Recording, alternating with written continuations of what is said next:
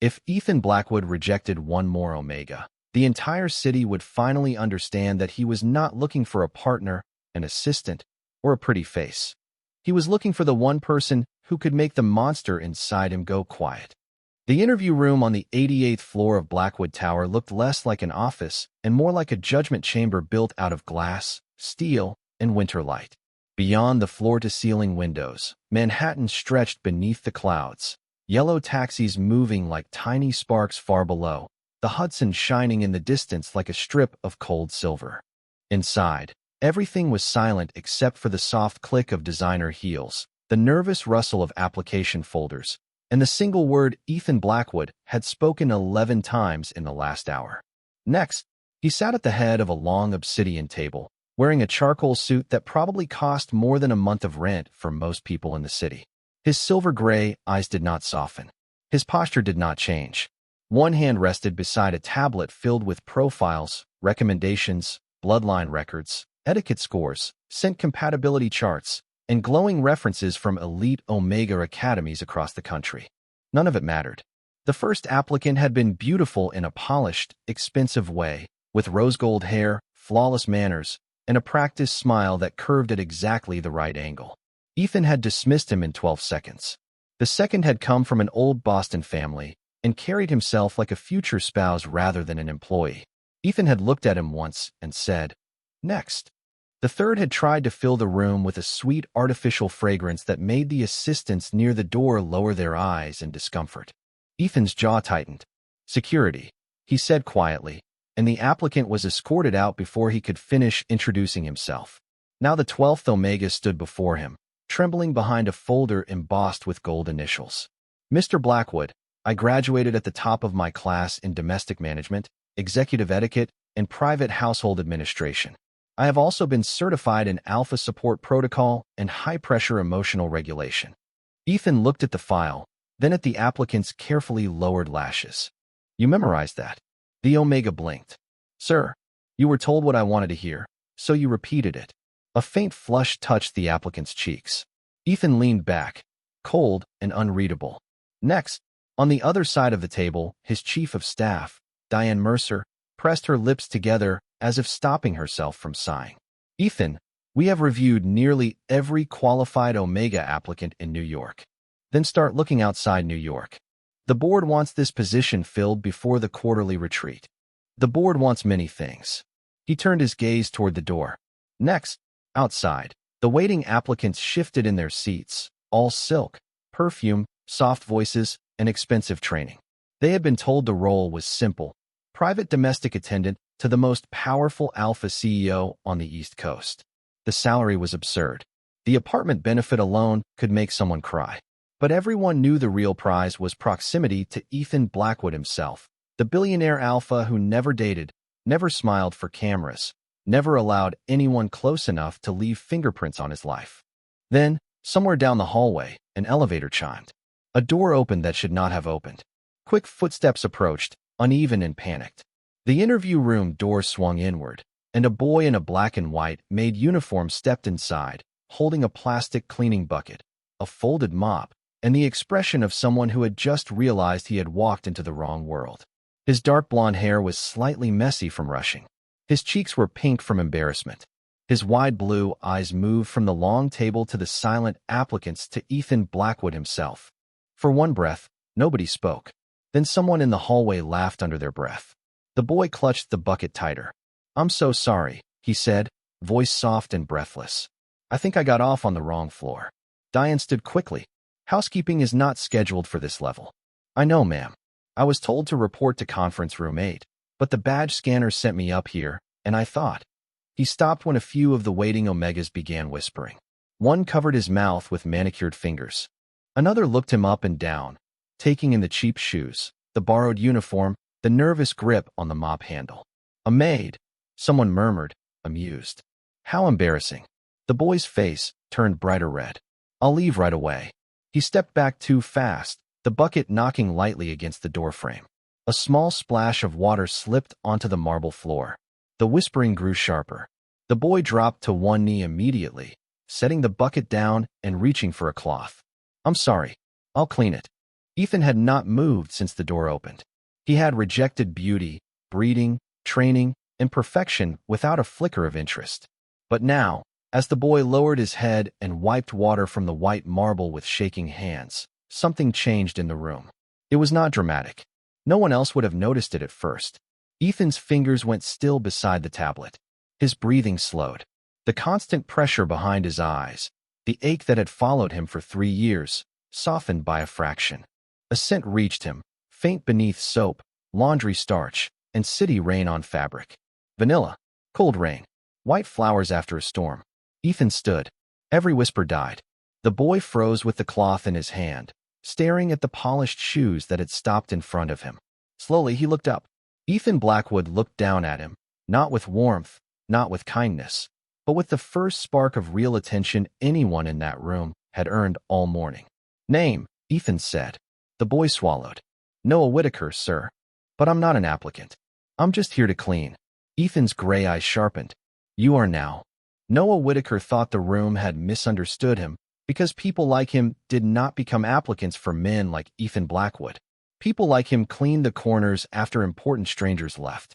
They carried trash bags down back stairwells, wiped fingerprints from glass doors, and learned which hallways to avoid when executives were angry. He remained on one knee for a second too long, the damp cloth pressed to the marble, while every polished omega in the waiting area stared at him as if he had dragged street dust into a museum. Ethan Blackwood stood above him, tall and silent, his shadow falling across the spilled water like a closing door.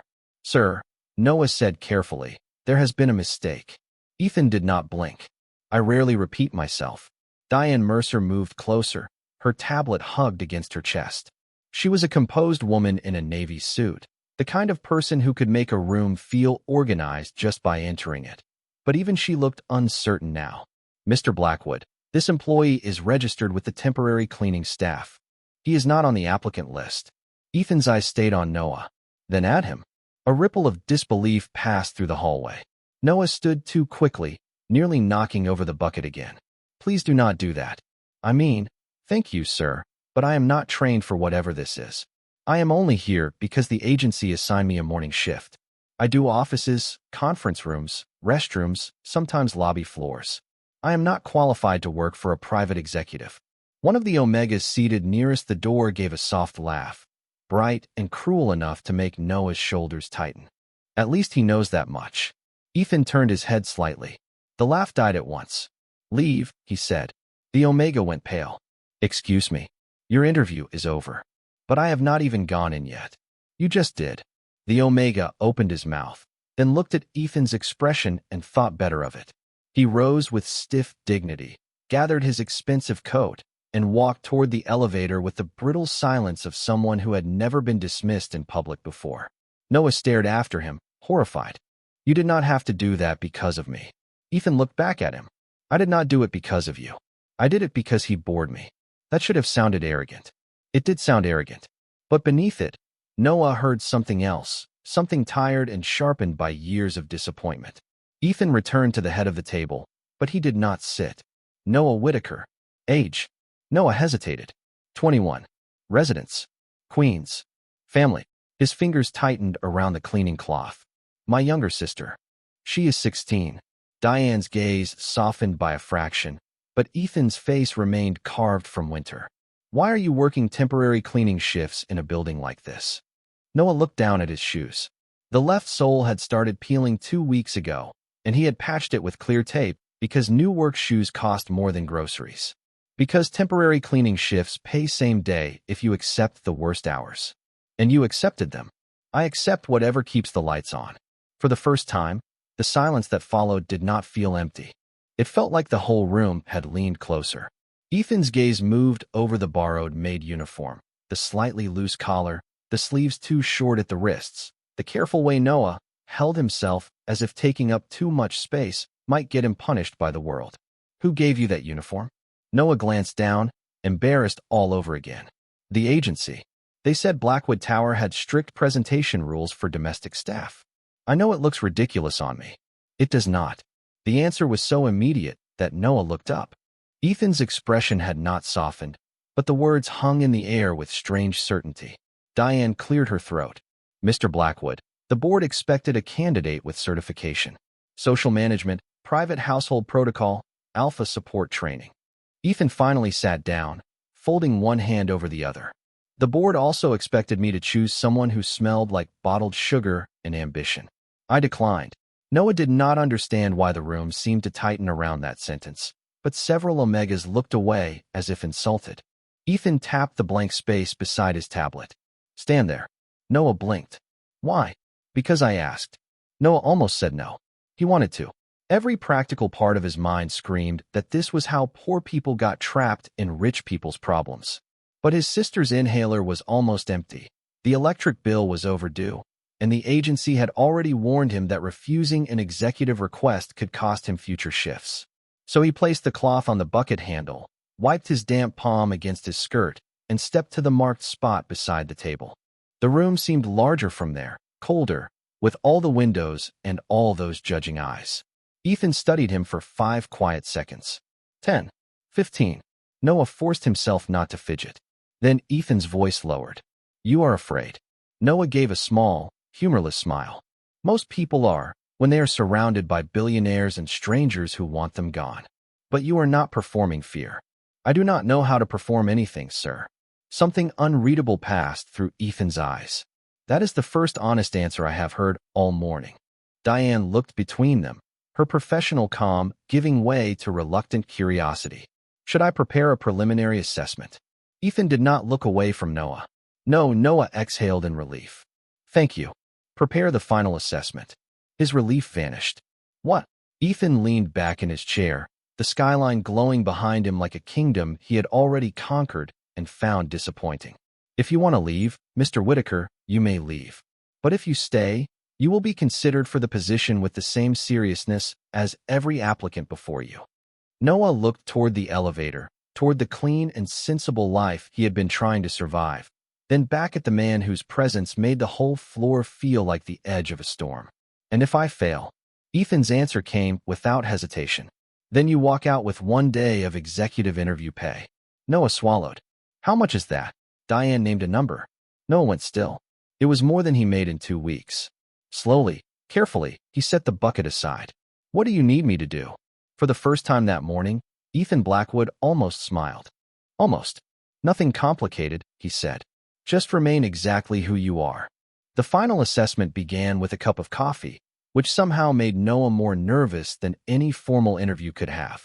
Diane placed a white ceramic mug on the table in front of Ethan, then set an identical empty mug beside it for the test.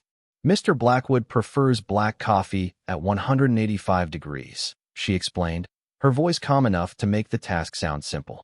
No sugar, no cream, no flavoring. The cup handle must face 4 o'clock. The saucer must remain dry. The napkin must be folded once, never twice. Noah stared at the arrangement as if it were a puzzle designed by people who had never washed their own dishes. That is a lot of rules for coffee. A few applicants whispered again, amused by his honesty. Ethan watched him from the head of the table, his expression unreadable. Diane continued. You have 3 minutes to prepare and serve it from the executive station behind you. Noah looked toward the small counter built into the wall, where a machine more complicated than any appliance in his apartment gleamed under soft lights. His first thought was that one wrong button could probably cost more than his monthly rent.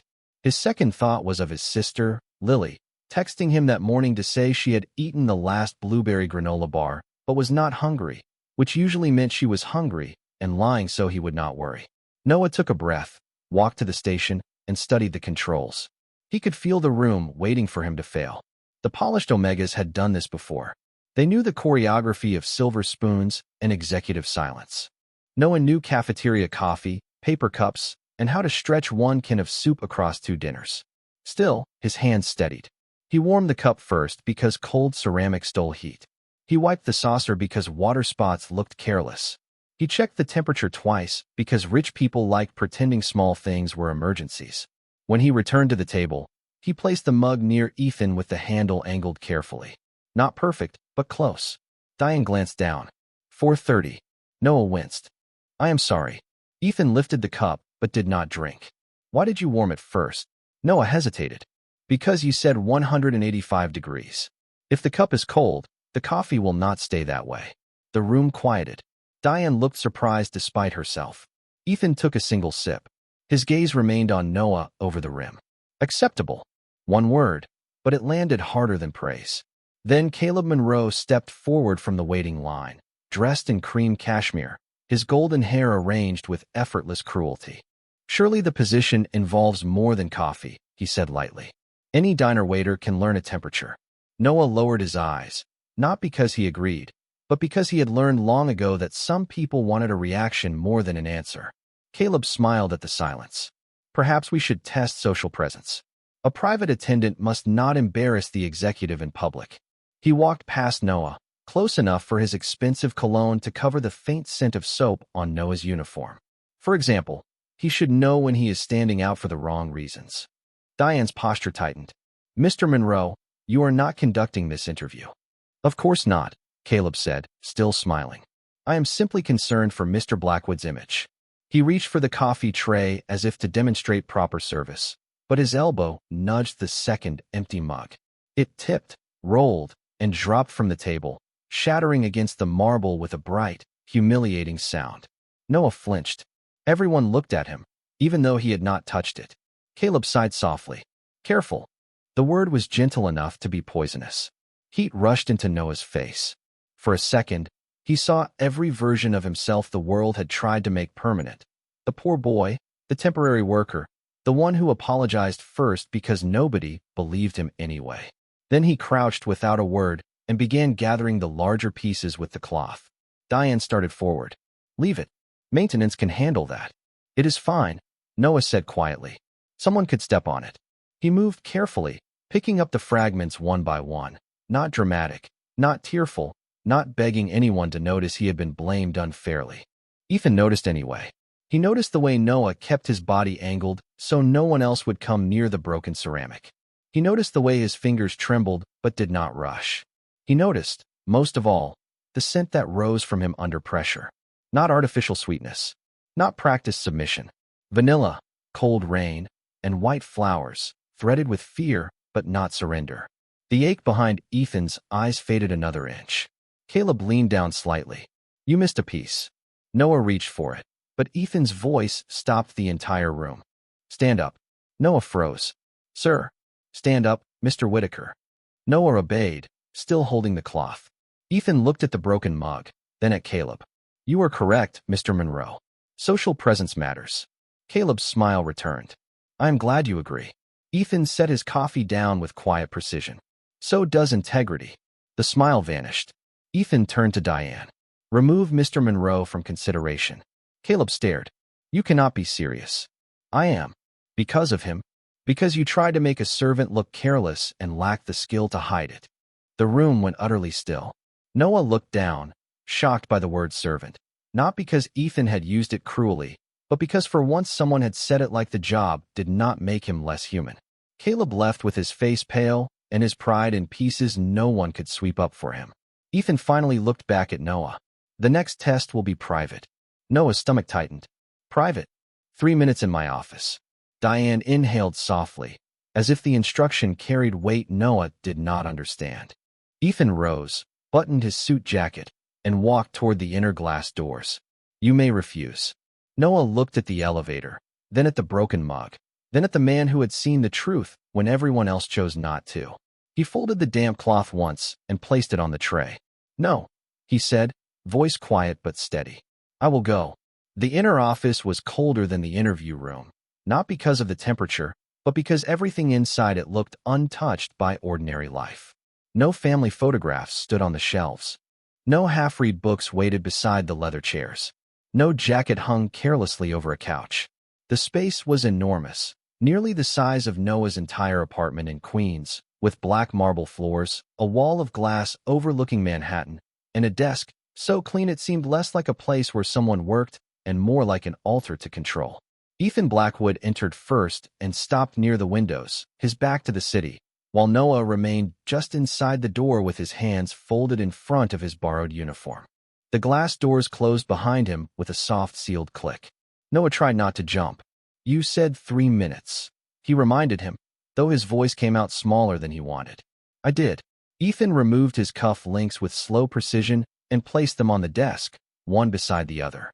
The final assessment is not about service. Noah glanced toward the door. Then what is it about? Presence. The word made no sense, but the way Ethan said it made the room feel heavier. Noah had heard people talk about powerful alphas before, especially in buildings like this, where money and biology seemed to blend into one language. He knew there were protocols, medical rules, careful boundaries, and social expectations that kept everyone safe. He also knew he had none of the training the other applicants had paid thousands of dollars to receive. Mr. Blackwood, Noah said, forcing himself to meet Ethan's eyes. I should tell you something before this goes any further. I use standard suppressants. Cheap ones. I do not have a private doctor, and I do not know anything about executive alpha support. If this test depends on me reacting correctly, I probably will not. Ethan studied him for a long moment. That is why you are still here. Noah frowned. Because I am unqualified? Because you admit it. Outside the glass wall, clouds moved over the sun, and the office dimmed into shades of silver and blue. Ethan touched a panel on the desk. A quiet ventilation hum faded. Noah noticed it at once, the sudden stillness in the air, and his shoulders tightened. Ethan saw the reaction. The door is unlocked. Diane is outside. You may leave at any time. The words were direct, almost formal, and that made Noah breathe a little easier. What happens now? Ethan looked away for the first time, toward the city below. I allow a controlled release of alpha presence. Not enough to harm. Not enough to force. Just enough to observe whether you panic, perform, or lie. Noah's mouth went dry. And what do most applicants do? All three. A faint pressure entered the room, subtle at first, like the air before a snowstorm. It carried Ethan's scent, clean and sharp, winter cedar, cold metal, and rain against stone. Noah felt it brush over his skin, not like a hand, not like a threat, but like standing too close to a cliff edge and realizing the view was beautiful because it was dangerous. His knees did not weaken. His thoughts did not scatter. Instead, something deep in his chest answered with a quiet warmth he did not understand. Vanilla, cold rain, white flowers. His own scent slipped free before he could stop it, thin and trembling, but real. Ethan's head turned sharply. For the first time since Noah had entered Blackwood Tower, the Alpha Sea looked less like a statue and more like a man startled by his own heartbeat. The pressure in the room vanished. Not faded. Vanished. Ethan gripped the edge of the desk as if the world had shifted under him. Noah took one instinctive step forward. Are you okay? Ethan let out a slow breath, and the sound was almost disbelieving. The pain stopped. Noah froze. What pain? Ethan's eyes lifted to his. 3 years of it. The answer was too quiet for a man who owned half the skyline. Noah did not know what to say, so he said the only honest thing he could. Your sin is not cruel, sir. It is just lonely. The sentence fell between them like a glass dropped in a silent church.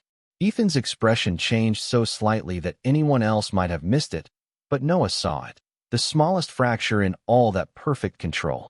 Then the office intercom flashed red. Diane's voice came through, tense and careful.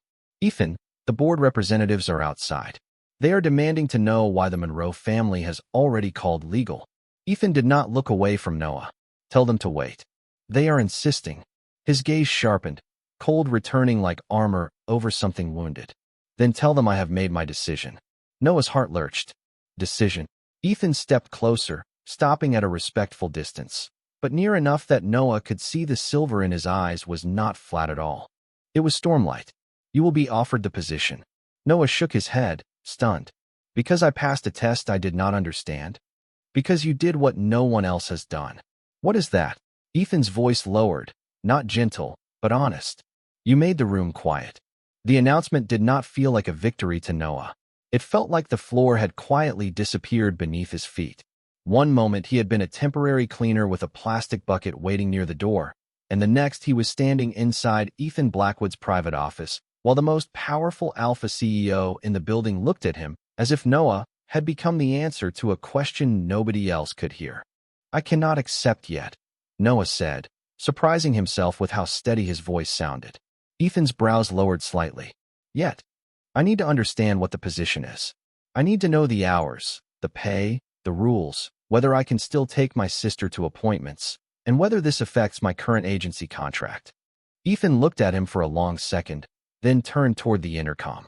Diane, bring the standard agreement and a medical disclosure packet. Also, clear the boardroom. Diane's answer came carefully. The board representatives are still waiting. Then they may continue waiting. The line clicked off. Noah stared at him. You really talk to everyone like that? Only when they interrupt me. That seems like everyone. For the first time, something almost like amusement touched Ethan's mouth, then vanished before it became a smile. The glass doors opened a minute later, and Diane entered with a slim folder and a look that said the world outside the office had become a problem with too many expensive witnesses. Behind her, through the glass, Noah could see several men and women in dark suits gathered near the conference room, their faces tight with restrained outrage. The remaining Omega applicants stood farther back, whispering in sharp little currents. Caleb Monroe was gone, but the damage he had left behind seemed to float through the hallway like spilled ink. Diane placed the folder on Ethan's desk. The Monroe family is requesting a formal explanation. Ethan opened the folder. They can request sunlight in January. It does not mean I owe it to them. Diane glanced at Noah, and her voice softened by a careful inch. Mr. Whitaker, this offer would be for a private domestic attendant role assigned directly to Mr. Blackwood's executive residence and office schedule. Housing is included if accepted. Salary is paid weekly. Medical coverage begins immediately. Noah heard the words medical coverage and had to grip his own wrist to stay still. Lily's name rose in his mind like a prayer he was afraid to say out loud. Ethan noticed anyway. Your sister has medical needs. It was not a question. Noah's throat tightened. Asthma. It gets worse in winter, and our apartment has old heat. The landlord says he will fix it every month. He never does. Diane's expression changed, just slightly, with the quiet recognition of someone who understood that poverty was not one problem, but 100 small doors closing at once. Ethan slid the agreement toward Noah. Read the first page. Noah did. The weekly salary made his vision blur. The health plan was better than anything he had seen outside hospital brochures. The housing line mentioned a staff suite in the Blackwood residence, private bathroom included, utilities covered. It sounded impossible. It sounded dangerous because it sounded impossible. Why would you offer this to me? Noah asked. Ethan's answer came too quickly to be rehearsed. Because you are useful. The bluntness should have hurt. Instead, it felt cleaner than flattery. Noah looked up. Useful how? Silence touched the office.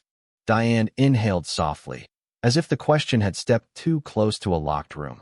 Ethan closed the folder with one finger. There are periods when my alpha presence becomes difficult to regulate. It is not unsafe under medical supervision, but it is disruptive. Your scent appears to reduce the symptoms. Noah looked between them. So I am medicine. No, Ethan said, and the force of it startled him. The alpha's expression hardened, not at Noah, but at the idea itself. You are an employee. You will have boundaries, compensation, medical support, and the right to resign. Noah held his gaze. People with money say things like that until they change their mind. Diane looked down. Ethan did not. Then have your own attorney review it. Noah almost laughed, but it came out tired. Mr. Blackwood, I cannot afford an attorney. I bought dinner last night with quarters from a laundry jar. Ethan took a card from his desk and wrote a number on the back. This is a legal aid office Blackwood Foundation funds, but does not control. Ask for Marissa Vale. She dislikes me enough to protect you properly. Noah stared at the card, then at him. You are sending me to someone who dislikes you? I prefer honest enemies to polite parasites. Outside the office, a raised voice broke through the glass. One of the board representatives had stepped closer, his face red with impatience. Ethan, this is reckless. You cannot replace a vetted executive Omega with a cleaning boy in costume. The word costume hit Noah harder than he expected. He glanced down at the black and white uniform, suddenly aware of every cheap seam and borrowed button. Ethan's chair moved back with a quiet sound. He stood, and the temperature of the room seemed to drop. He opened the glass door and stepped into the hallway. Noah did not follow, but he could hear every word. Mr. Whitaker is under consideration for a legitimate staff position, Ethan said. Speak about him with respect or leave my building. The board representative stiffened. You are risking investor confidence over a nobody. Ethan's gaze turned glacial. No. I am discovering which people in this company cannot recognize value unless it arrives wearing a luxury label. The hallway went silent. Noah stood behind the glass with the contract in his hands, his heart beating too fast.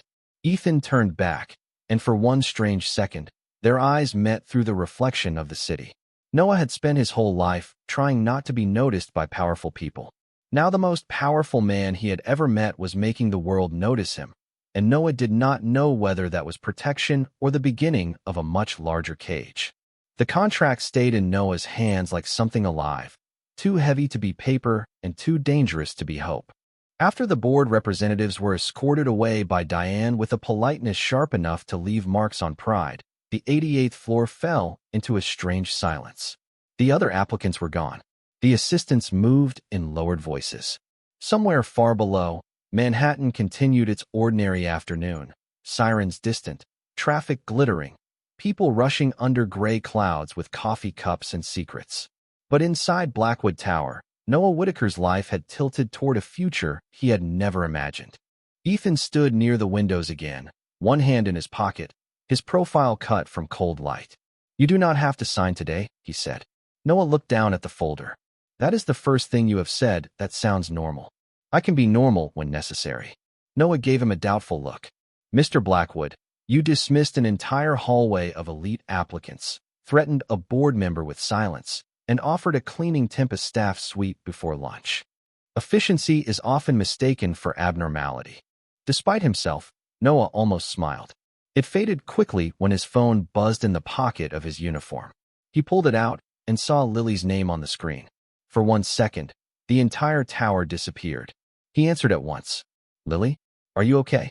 Her voice came through small and careful, the way it always did when she was trying not to scare him. "I am fine. I just wanted to tell you the school nurse called because I forgot my inhaler, but I am okay now. Do not leave work. Please. I know you need the shift." Noah closed his eyes. The guilt came fast, familiar, and sharp without needing to be dramatic. "I am coming after I finish here." "Noah, do not. We need the money." Across the office, Ethan turned slightly, not pretending not to listen, but not interrupting either. Noah lowered his voice. "We need you breathing more than we need anything else." Lily went quiet, then whispered, "Did something bad happen at that fancy building?" Noah looked at the glass, at his reflection in the borrowed Maid uniform, at Ethan Blackwood watching him with an expression no longer completely unreadable. "I do not know yet."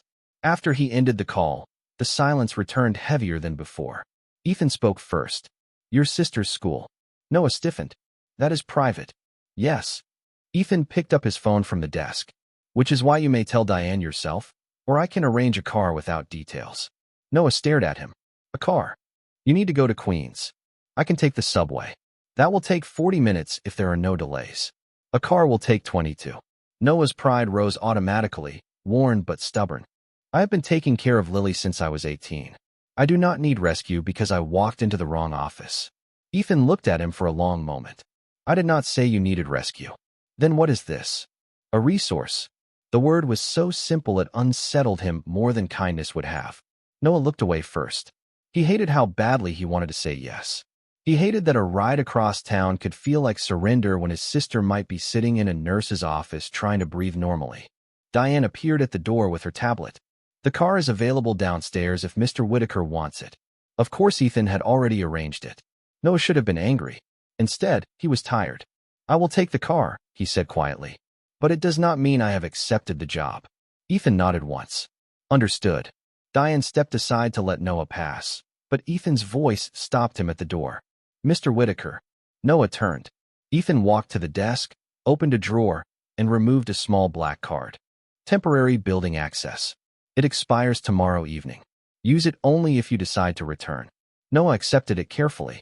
The card was matte black, heavier than it looked, with his temporary name printed in silver letters as if the building had already begun rewriting him.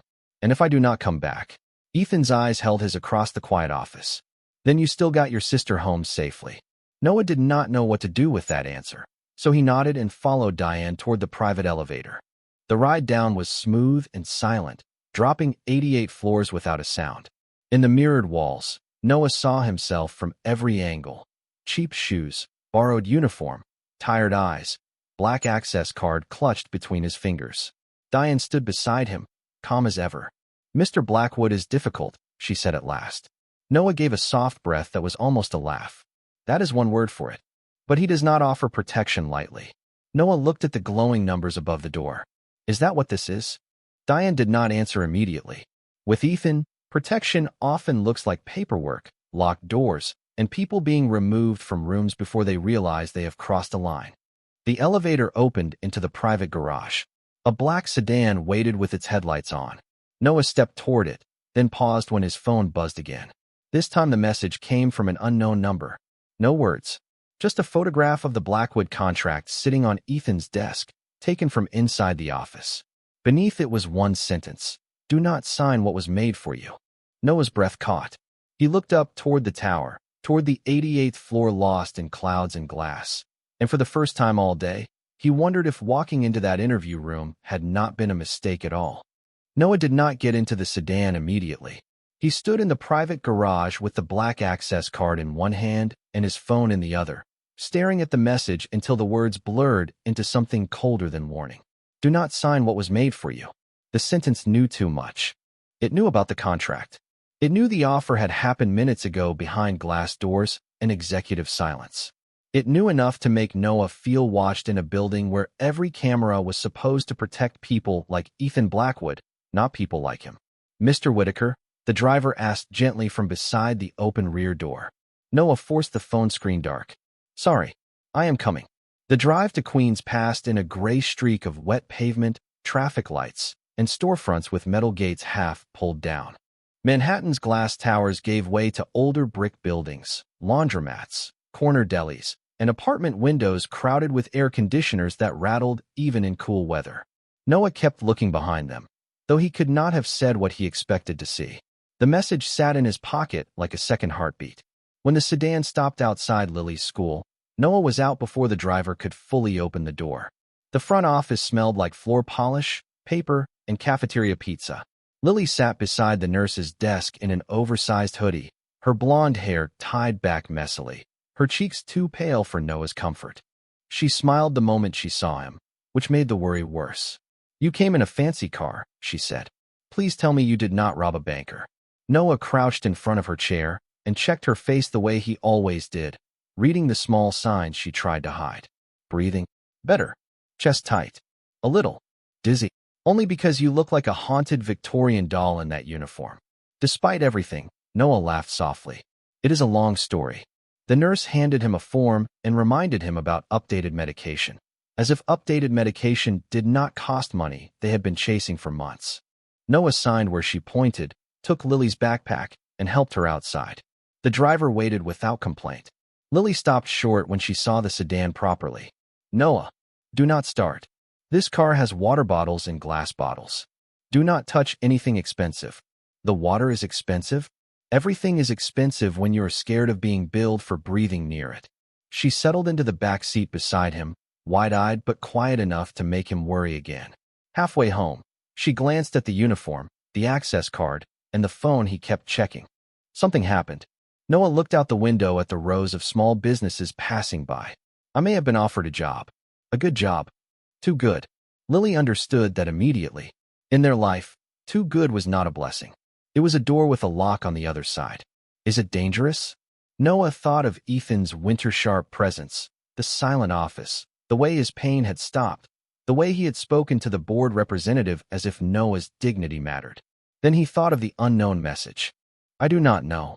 Their apartment was on the 4th floor of a walk-up that always smelled faintly of old pipes and someone else's cooking. The radiator clanked in the corner, useless and loud. Noah helped Lily inside, made her tea, found the spare inhaler hidden in a kitchen drawer, and waited until her breathing settled. Only then did he show her the number on the contract offer Diane had texted to his phone, leaving out the stranger's warning. Lily stared at the salary for a full 10 seconds. "That is weekly?" "Yes." "Noah, that is not a job. That is a fairy tale with taxes. Fairy tales usually have curses." She looked at him carefully. "But they also have people who open the door because staying outside is worse." That night, after Lily fell asleep under 2 blankets, Noah sat at the tiny kitchen table with the Blackwood access card beside a chipped mug of tea. Rain tapped the window. His phone lit up again. Unknown number. This time, the message contained no photograph. Just 3 words. Ask about 017. Noah stared at the screen until the radiator hissed, until the city outside blurred silver, until a faint ache bloomed at the back of his neck beneath his collar. He reached up slowly and touched the small scar he never liked to think about. By morning, the black card was still on the table, and Noah knew he was going back. Noah returned to Blackwood Tower at 9:17 the next morning, wearing his own clothes under a plain gray coat, with the borrowed, Maid uniform folded in a paper bag because he had been taught to return what did not belong to him. The lobby looked different now that he was not carrying a mop. The marbles seemed brighter, the security desk taller, the eyes of the guards more aware. When he placed the black access card against the scanner, the light turned green so quickly it felt like the building had been waiting for him. Diane Mercer met him at the private elevator, holding 2 cups of coffee and the same calm expression she wore while standing between billionaires and disasters. "Good morning, Mr. Whitaker." Noah glanced at the cup she offered him. "Is that for me?" "Oat milk latte. Not too sweet." "You look like someone who forgets breakfast." Noah accepted it carefully. That is disturbingly accurate. The elevator doors closed, and the city began to drop away beneath them. For several floors, Noah said nothing. He watched the numbers rise, 42, 51, 68, each one carrying him farther from the life he understood. Finally, he asked, "Does the name 017 mean anything to you?" Diane's hand tightened around her tablet. It was small, but Noah saw it. "Where did you hear that?" His stomach sank. "So it does mean something."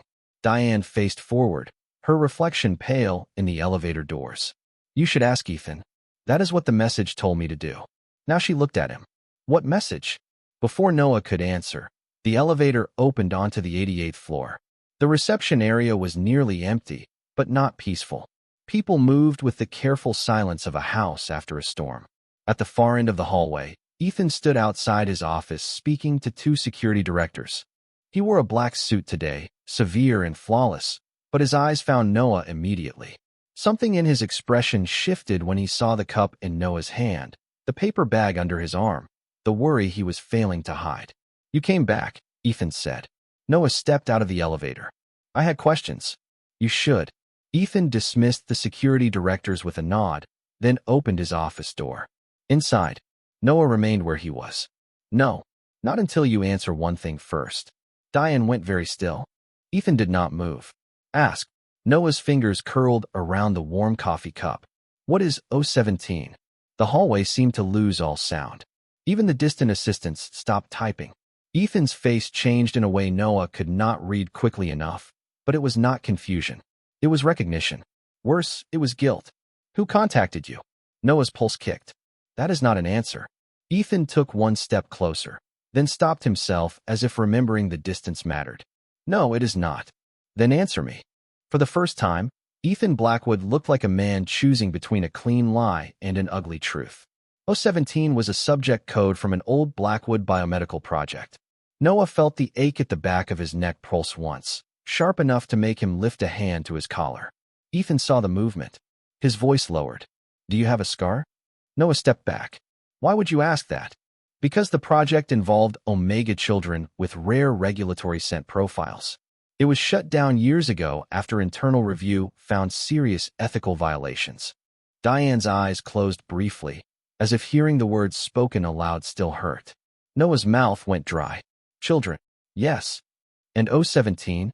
Ethan looked at him, and the cold office lights turned his gray eyes almost silver. "Listed as deceased." The cup in Noah's hand trembled.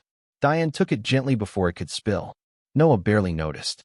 The hallway stretched around him, too bright, too clean, too full of people pretending not to listen. His thoughts slipped backward to memories with no edges. White ceilings, soft gloves, someone humming through a medical mask, the smell of antiseptic and flowers, a voice telling him he was special if he stayed quiet. He had always believed those were dreams. Bad dreams, but dreams. "No," he whispered.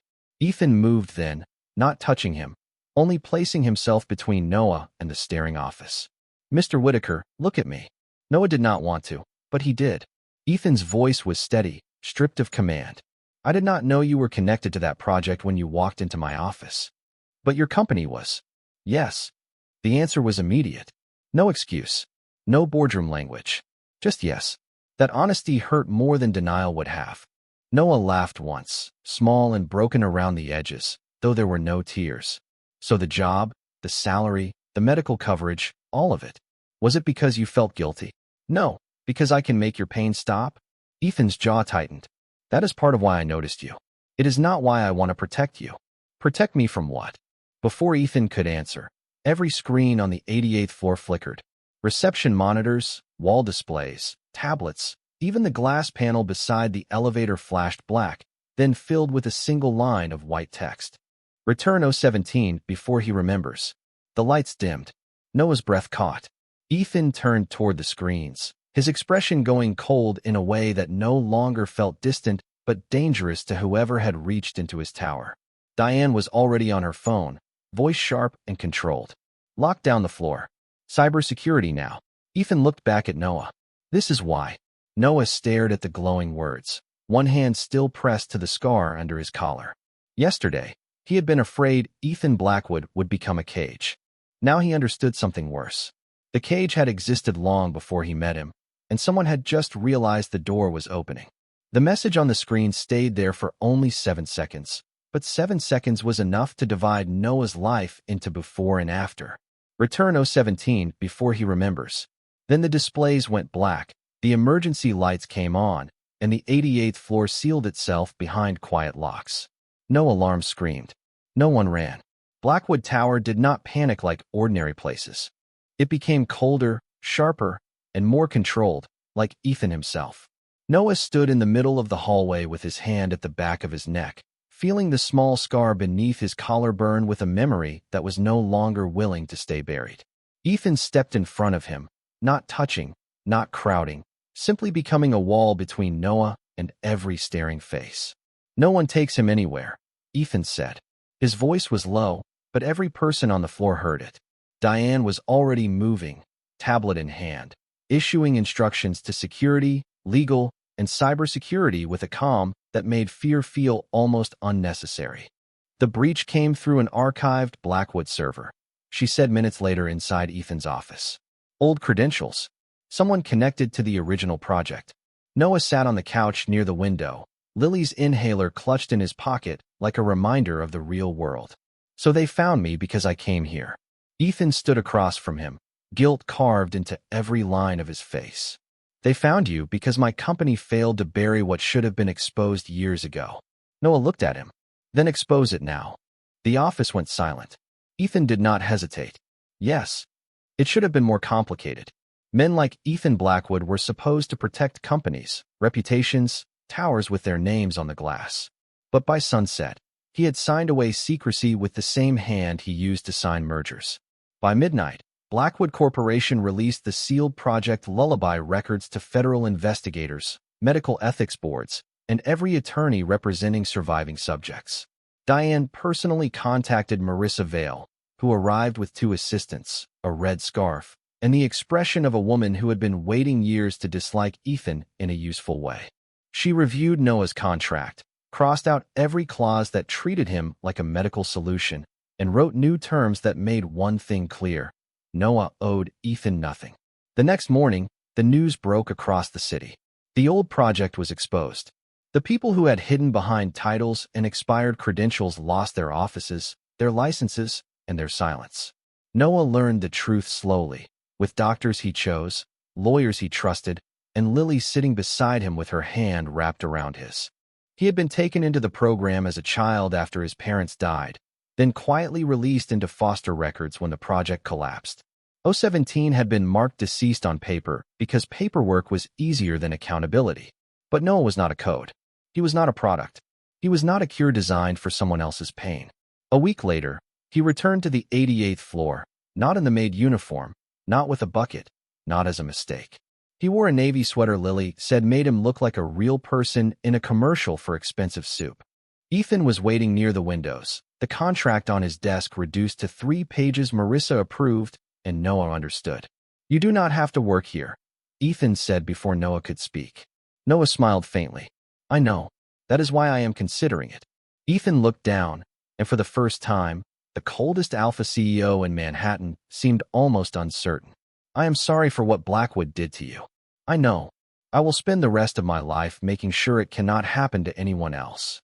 Noah believed him, not because Ethan was powerful, but because he had used that power to open the cage instead of decorating it. Months passed. Lily moved into a warm apartment with working heat. Noah took the job on his own terms, part attendant, part household manager trainee, part person slowly learning that safety could be quiet instead of temporary. Ethan still had difficult nights when the old pain returned, but Noah no longer stood near him because he had to. He stayed when he chose to, making tea, opening windows, reminding him to eat, sometimes sitting beside him while the city glittered below. The scent between them became less like a secret and more like weather after a storm, clean and possible. On the first day of spring, Ethan found the old, Maid uniform folded in a donation box near the staff entrance. Keeping it, he asked. Noah shook his head. No, that was who they thought I was when I walked in. He looked up at the tower, at the glass doors that no longer frightened him. I would rather remember who walked out. Ethan held the door open, and Noah stepped through beside him, not behind him, into a morning full of sunlight, traffic, and a future that finally belonged to him.